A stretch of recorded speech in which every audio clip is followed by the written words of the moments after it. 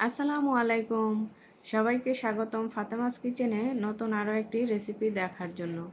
আজকের রেসিপিটি হচ্ছে লইট্টা মাছ ভুনা।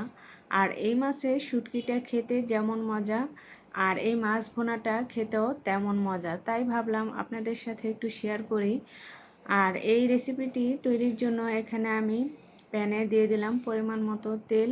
আর আমি যে পরিমাণে মাছ রান্না করব সেই পরিমাণ অনুযায়ী এখানে দিয়ে দিলাম পেঁয়াজ কুচি।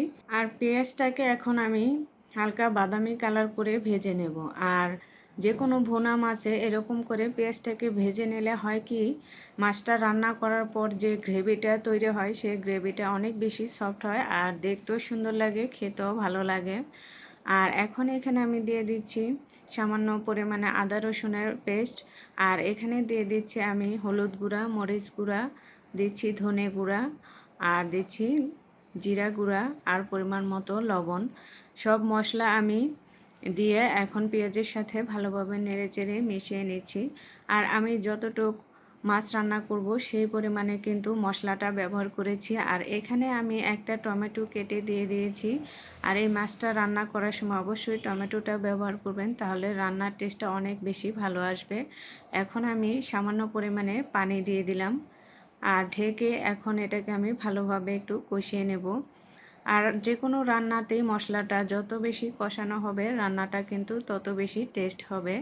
এখন এই যে মশলাটা আমার কষানো হয়ে গেছে, এখন দিয়ে দেব মাছ। এই যে এখানে আমি কিছু লইট্টা মাছ ধুয়ে পরিষ্কার করে নিয়েছি। এখন এই মাছগুলো আমি মশলার মধ্যে দিয়ে নেড়েচেড়ে মিশিয়ে নেব। আসলে এই মাছটা খেতে যে এত মজা, একবার হলেও ট্রাই করে দেখতে পারেন, আশা করি অনেক বেশি ভালো লাগবে।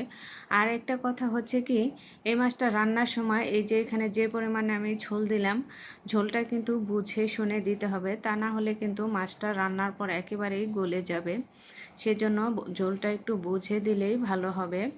আর এই যে এখন বলক ওঠার পর আমি দিয়ে দিচ্ছি কয়েকটা কাঁচামরিচ। আর কাঁচামরিচ দেওয়ার পর এখন আমি ঢাকনাটা খুলে দেখে নিচ্ছি ঝোলটার পরিমাণটা কেমন। আমার কিন্তু রান্নাটা হয়ে এসেছে। আর এই মাছটা কিন্তু বেশি নাড়াচাড়া করা যাবে না, তাহলে ভেঙে যাবে। আর এখন কিন্তু আমার রান্নাটা হয়ে গেছে, এটা আমি নামিয়ে পরিবেশন করে নিয়েছি। দেখতে পাচ্ছেন মাশাল্লাহ কতটা লোভনীয় দেখা যাচ্ছে। আর খেতে তো অসাধারণই ছিল, সেটা আর বলে বোঝানো যাবে না। আর আজকে আমার রেসিপিটি যদি আপনাদের ভালো লাগে তাহলে ভিডিওটিতে লাইক শেয়ার করার অনুরোধ রইল। সবাই ভালো থাকবেন, সুস্থ থাকবেন। আল্লাহ হাফেজ।